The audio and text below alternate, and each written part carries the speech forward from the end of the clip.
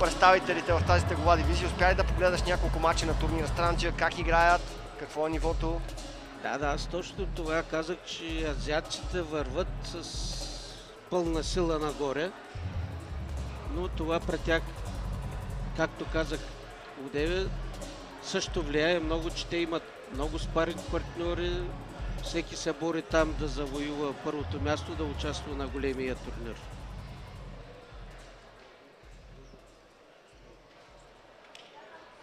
Сериозно ръстово предимство за Ташкенбай.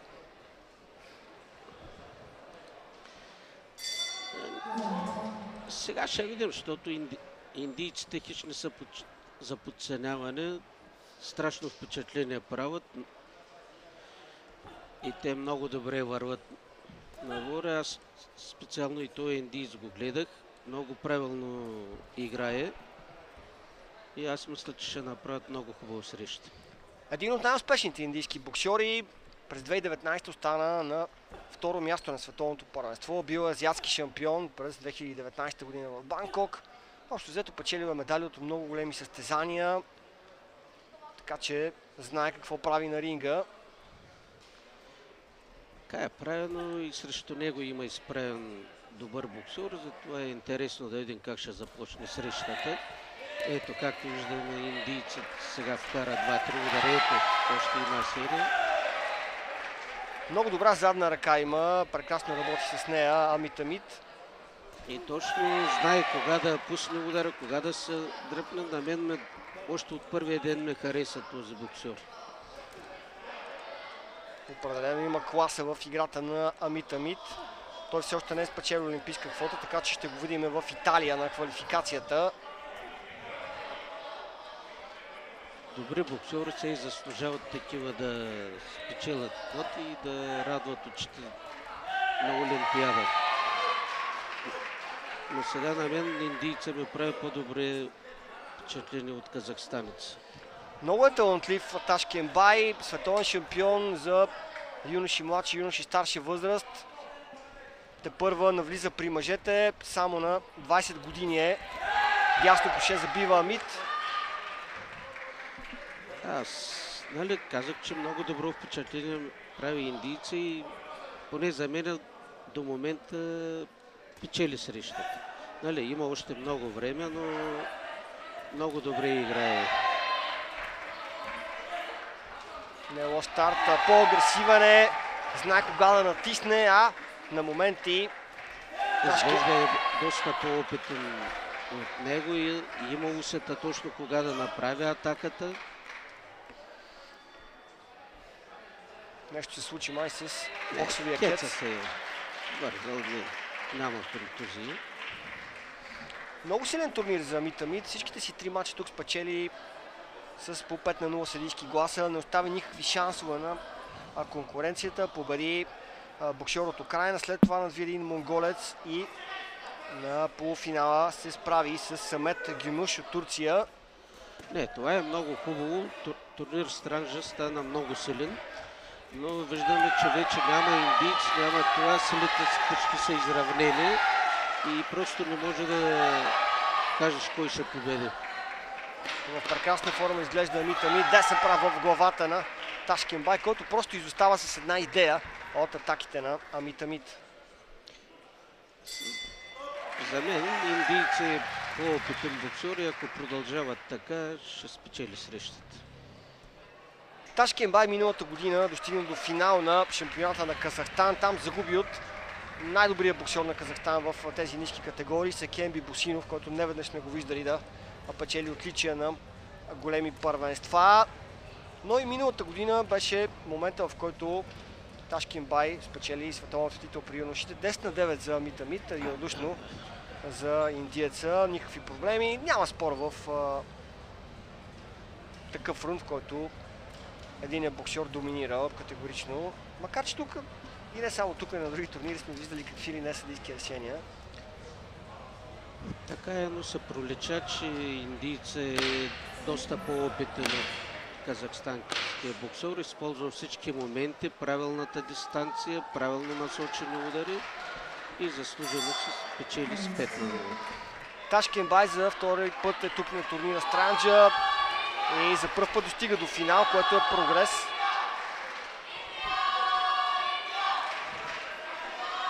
Ето пак започва индийца много спокойно, макар че казахстанеца се опитва да мъчи да наваксва, но мисля, че ще е трудно. Индийца е доста спокоен, опитен боксер. И още от първите дни, както казах, направи много добро впечатление. Израства в малко селце Амит Амит, баща му е бил фермер, а брат му е бил боксер, именно той го запалва по този прекрасен спорт. Член на индийската армия е Амит Амит.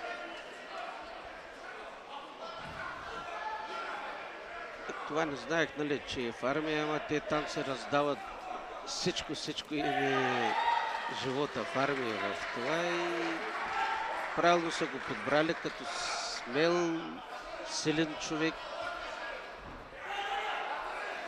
А преди години в България е било така, доста спортисти са били военизирани, за да може да имат сигурност.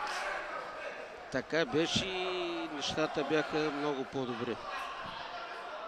Имаше сигурност за спортистите.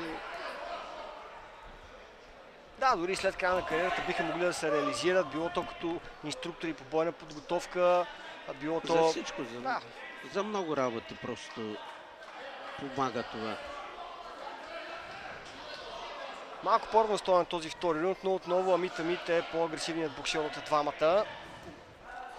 Така е, да. Казахстанеца пуска удари, но се вижда, че почти не достигат до целта, докато на индийци попадат в целта.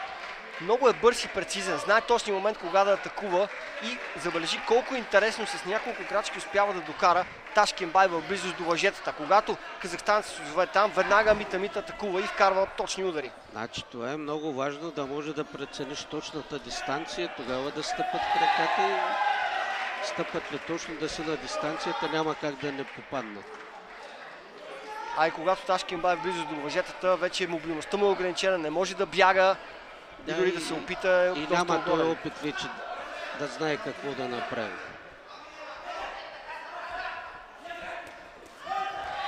Ето още една комбинация. Някакъв проблем стана, гумата май падна от устата на Амит Амит. Случват се и такива работи, макар че много боксери като се изморят ги плюят, но това не беше нарочно. Макар че си има правила, като падне 2-3 пъти гумата и дават официално предупреждение. Много силно завършва Амит Амит. Много тежки удари. И аз мисля, че този рунд също се го печели с 5 на глас. Категорично вдигна темпото във втората половина на рунда Амит Амит и отново се видя кой е по-добрият боксер.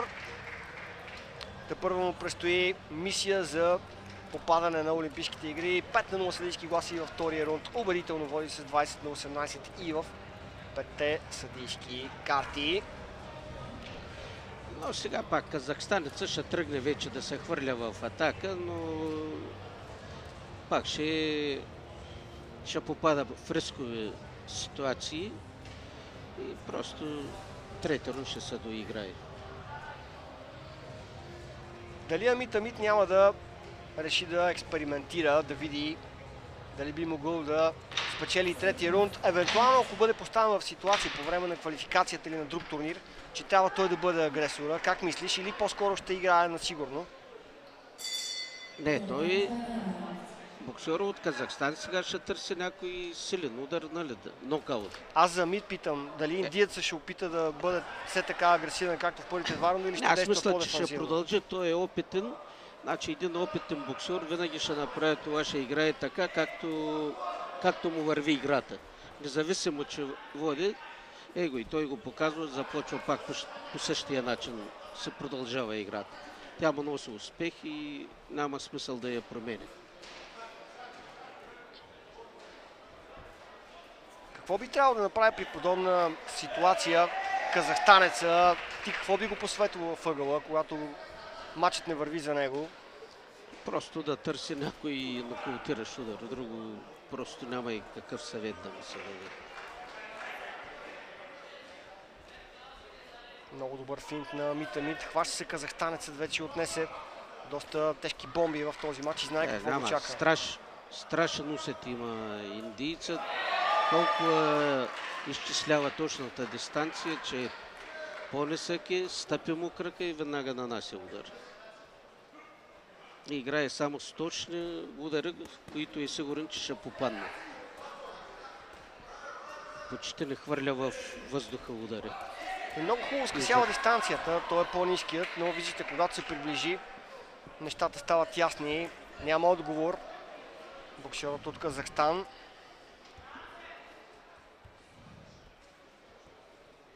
Ето, забележи на индийца, на всеки удар крака винаги му стъпва. Прави се такава сметка, че като стъпи да достигне удара. Супер рутиниран боксер, който е играл на много международни турнири срещу най-добрите боксери в света. За съжаление, тази категория сякаш беше доста празничка в последните години. Даниел Асенов има трудности да свали. Той се пробва на първата квалификация, не успя да вземе квота. Сега е решил да става професионален боксер. Ясен Радев не може да свали от 54 кг. Вече говорихме за Регионал Себахтин. Жалко наистина, защото това всъщност е и първата най-ниската мъжка категория в олимпийския турнир. Да, така е. Жалко, че има контузия и трябваше да направя тук една проверка на по-горната категория. Да се види как се чувства. Аз доколкото знам и той пък и по-малко килограми и това ще му се отразява, дано да успее да качи и някой килограм. А с Даниел Асенов какво мислиш? Каква е ситуацията? Защо той не се пробва на следващата квалификация? Сигурно му е трудно да ги сваля вече килограмите. 100%. Това, че му е трудно, но той просто в последно време... Не знам откъде идват тия неща, но почна да не се отнася сериозно към големия бокс. Запитвал ли си се каква е причината да не би, още когато беше юноша, започна да печели големи състезания при мъжете, европейски титли? Не, ще се премълча за това. Имам нещо мое си, но ще се го запазя за мен. Разбирам, деликатен въпрос, но е наистина жалко, че един от най-големите таланти в българския бокс не успя да реализира на 100% потенциала си. Победа за Митамит и той печели титлата в категория до 51 кг. Първи успех за Индия тук на турнира Странджа, златен медал. 5-0 съдийски гласа. Взе всичките ръндове, всичките